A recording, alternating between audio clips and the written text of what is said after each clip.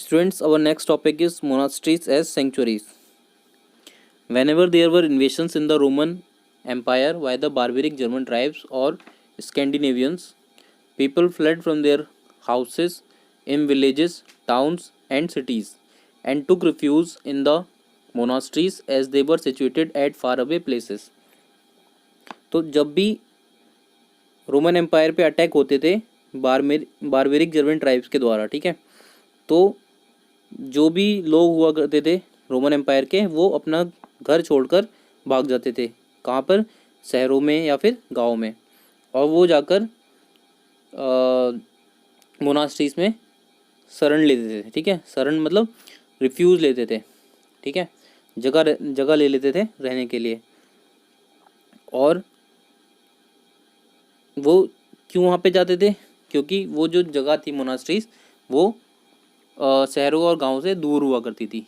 और वहाँ पर ये जो जर्मन बारबेरिक जर्मन्स थे, वो वहाँ पर आसानी से नहीं पहुँच पाते थे। ठीक है, इसलिए वो लोग वहाँ से अपने घर छोड़कर भाग जाते थे और इस जगह पर जाके शरण लेते थे। Monasteries provided rehabilitation even after the invaders left the place. और इन लोगों को जगह मिल जाती थी मोनास्ट्रीज में। ठीक है, और मोनास्ट्रीज उनको हेल्प करती थी उनका जीवन जीने के लिए फिर से जैसा वो पहले जिया करते थे। ठीक है, और उनके जो भी कल्चर्स और ट्रेडिशंस थे वो उन्हें वहाँ पर भी फॉलो करते थे। और कुछ जो भी इम्प्रूवमेंट की ज़रूरत थी वहाँ पर उनको इम्प्रूव किया जाता था मोनास्ट्रीज के द्वारा।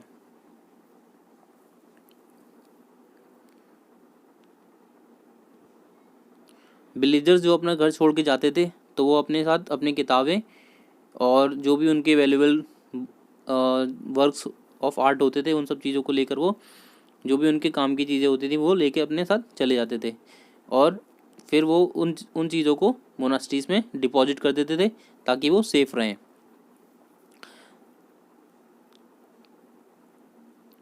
और जब भी कभी वहाँ पर कैलामिटीज़ आती थी जैसे कि प्लेग और फेमाइंस, ठीक है, जब भी कोई महामारी वहाँ पे आती थी तो वो लोग तब भी मोनास्ट्रीज में शरण लेते थे। ठीक है, क्योंकि मोनास्ट्रीज में जो भी मॉन्क्स रहते थे वो उनकी हेल्प करते थे इन सब चीज़ों में, इसलिए वो लोग अपने घर छोड़कर भागते थे और यहाँ पर जाकर रहा करते थे। Now invasion of Turks. The Ottoman Turks invaded and captured the capital of Byzantine Empire in 1453 AD। Ottoman Turks ने अटैक किया बाइजेंटाइन एम्पायर पे और उसको कैप्चर कर लिया, मतलब उस पर कब्जा कर लिया 1453 AD में। The name of Constantinople was change to Istanbul and capture of Constantinople mark the end of Roman Empire and at the beginning of the Ottoman Empire. और जब कॉन्स्टेंटिनोपल जो है उसको जब उन्होंने कब्जा कर लिया बाइजेंटाइन एम्पायर पे, तो कॉन्स्टेंटिनोपल का नाम चेंज करके उन्होंने इस्तांबुल रख दिया। और जैसे ही कॉन्स्टेंटिनोपल कैप्चर हुआ, ठीक है, जिस पे कब्जा कर लिया उन्होंने, तब जो रोमन एम्पायर था उसका एंड हो गया और वहाँ से एक ऑटोमन एम्पायर शुरू हो गया।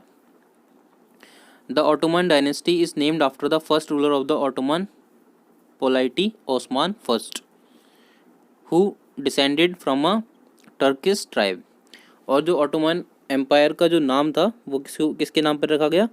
ऑटोमन पोलाइटी के एक ओस्मान फर्स्ट हुआ करते थे, उनके नाम पर इसका नाम रखा गया था। ठीक है, जो कि टर्किश ट्राइब से बिलोंग करते थे।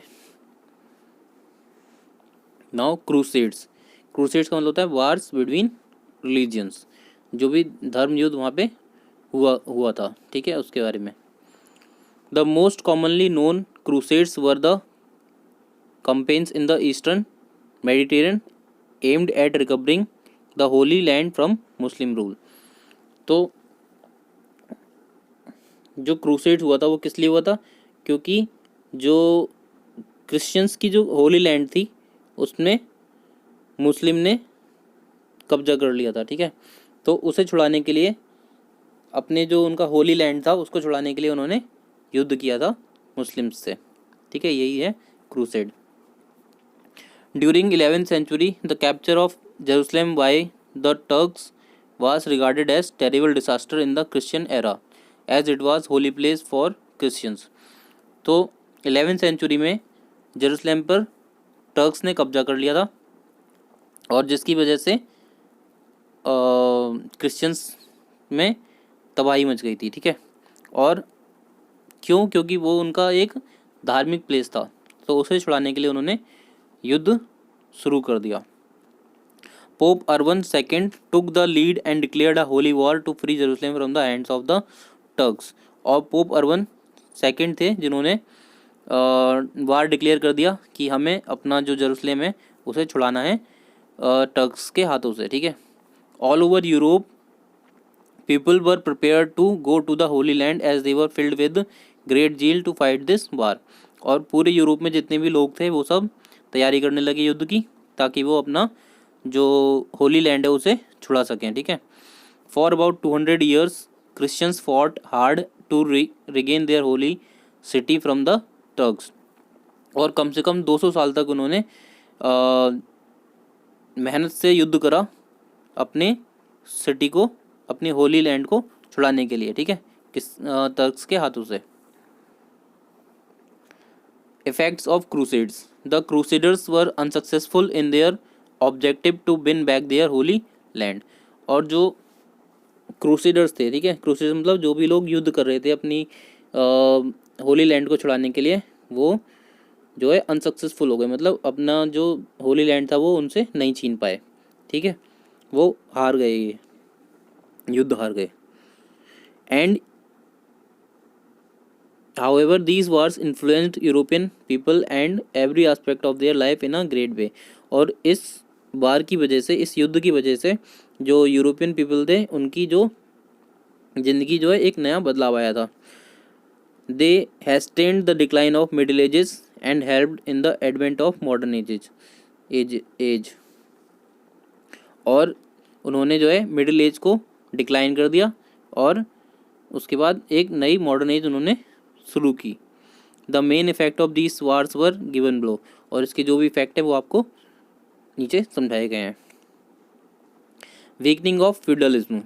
As many feudal lords were killed in these wars they decreased in number, therefore the kings became more powerful and gradually established strong monarchies in their respective kingdoms and thus feudalism weakened। अब crusades की वजह से क्या हुआ, जो भी feudal lords थे, बहुत सारे फ्यूडल लॉर्ड्स इस युद्ध में मारे गए और उनकी जो संख्या थी वो कम हो गई, फ्यूडल लॉर्ड्स की संख्या कम हो गई। इसलिए जो राजा हुआ करते थे उन्होंने हर जगह पर जो भी उनका राज्य था उनकी पावर ज़्यादा बढ़ गई, क्योंकि फ्यूडल लॉर्ड्स ख़त्म हो गए थे। तो अब जो राजा थे उन्होंने अपने जो भी उनके राज्य थे उनमें अच्छी पावर बना ली थी, ठीक है। Development of trade. The ships carrying crusaders to the holy land generally return with goods from eastern countries. और जो भी शिप्स हुआ करते, जो भी जहाज़ थे जिनमें क्रूसेडर्स होली लैंड के लिए जो भी जहाज़ उनको होली लैंड तक ले जा रहे थे वो लोग गुड्स के साथ, मतलब बहुत सारी चीज़ों के साथ वापस लौटे। ईस्टर्न कंट्रीज से बहुत सारे उत्पाद लेके वापस आए थे। This encourage trade among different countries. और इसकी वजह से अलग अलग कंट्रीज़ में उन्होंने ट्रेड करना शुरू कर दिया था। The pilgrimage of thousands of Europeans to the Holy Land created a need for new routes to supply shipments to feed and arm the crusaders। और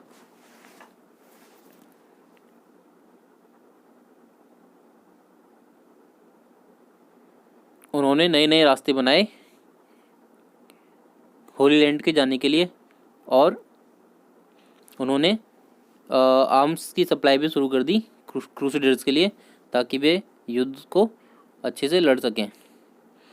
the routes followed by the crusaders later on became established trade routes, और जो भी root उन्होंने follow किए थे crusaders ने, वो बाद में ट्रेड रूट बना दिए गए। ट्रेड रूट मतलब बिजनेस के लिए उन्होंने उन रूट्स को यूज़ करना शुरू कर दिया। The towns and cities grew in size along the route of holy land. Many European traders started making contact with Arab traders who brought goods for Europeans from India and other Asian countries. और इसकी मदद से उन्होंने जो उनके towns and cities थे वो size में बढ़ने शुरू हो गए, मतलब उनकी जो ग्रोथ थी वो बढ़नी शुरू हो गई। और जो भी क्या कहते हैं, जो भी रूट्स उन्होंने बनाए थे उसकी मदद से उन्होंने बहुत सारी डिफरेंट कंट्रीज़ के साथ बिजनेस करना शुरू कर दिया, ट्रेड करना शुरू कर दिया। वो अपना एक्सपोर्ट इंपोर्ट वहाँ से करने लगे। As a result the standard of living of the Turks as a result the standard of living of the Europeans improved as their markets now flourished with different articles. और जो है इन सब की वजह से जो उनका जो स्टैंडर्ड ऑफ लिविंग था वो इम्प्रूव हो गया, मतलब अच्छा हो गया। उनका रहने का जो भी उनका रहने का तरीका था वो अच्छे से डेवलप हो गया। ठीक है, क्यों? क्योंकि जो उनकी मार्केट्स थी उसमें अच्छे अच्छे आर्टिकल्स आने शुरू हो गए थे। ठीक है, spices, carpets, silk, sugar, jewels, drugs, ये सारी चीज़ें उनकी मार्केट्स में आनी शुरू हो गई थी। Imported from eastern countries became very popular in western countries. और जो भी इम्पोर्ट होता था ईस्टर्न कंट्रीज़ से वो वेस्टर्न कंट्रीज़ में पॉपुलर हो जाता था। ठीक है, increased flow of goods led to the trade development and rise in the banking industry. और जब गुड्स का फ्लो होने लगा, मतलब इधर से उधर जाना, सामान का इधर से उधर जाना शुरू हो गया, तो बैंकिंग इंडस्ट्री भी बढ़नी शुरू हो गई।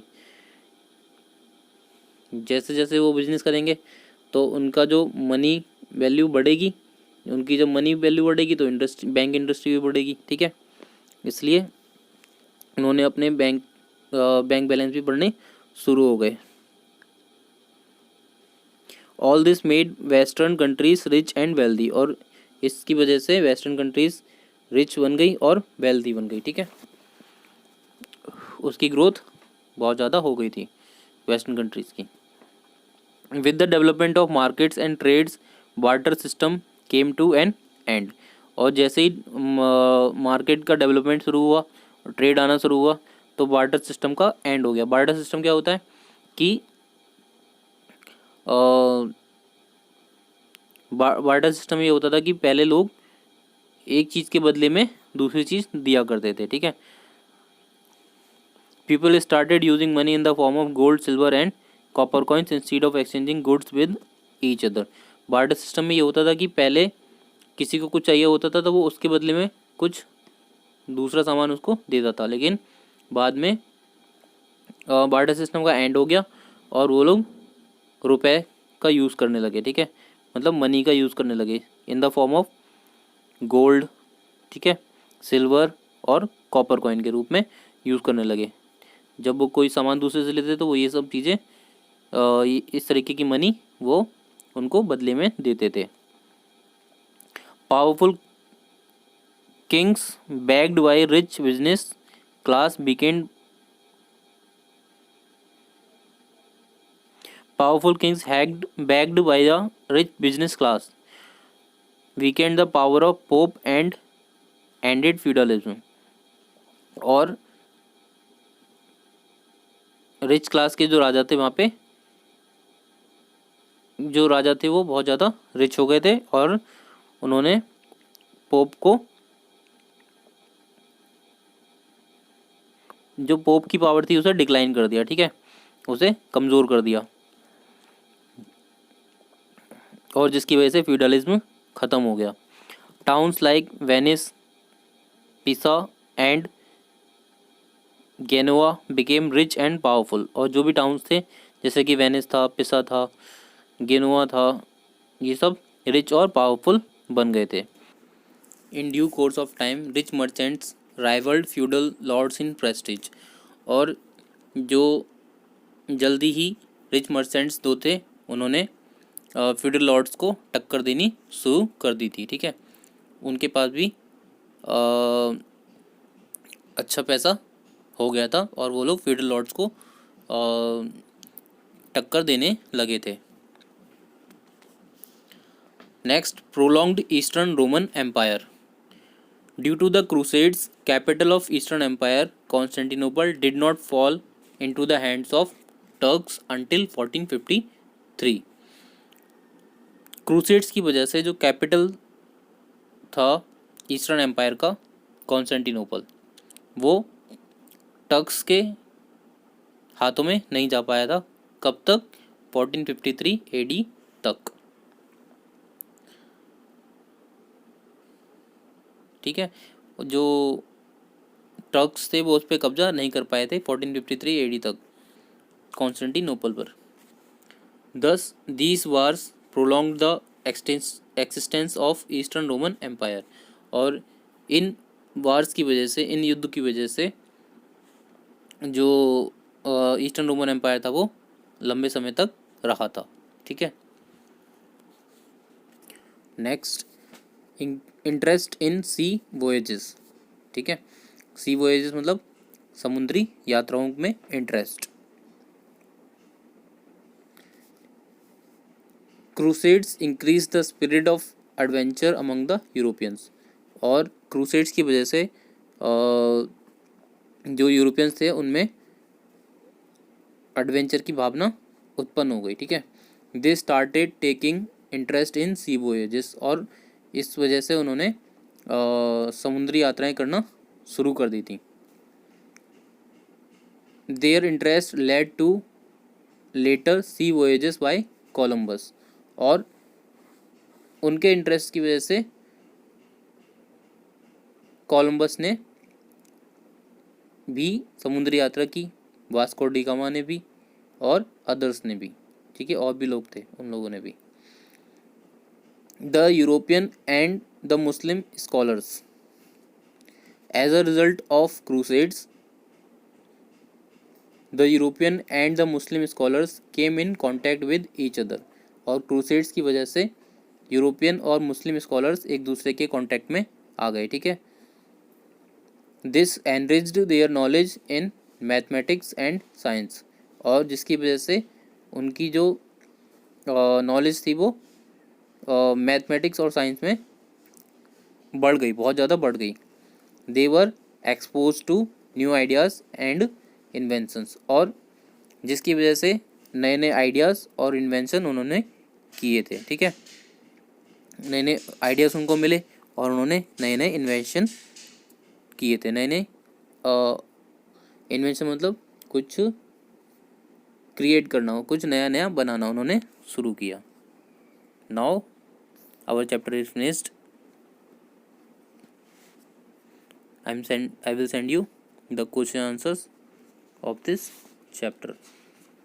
Prepare well for your unit test. Thank you.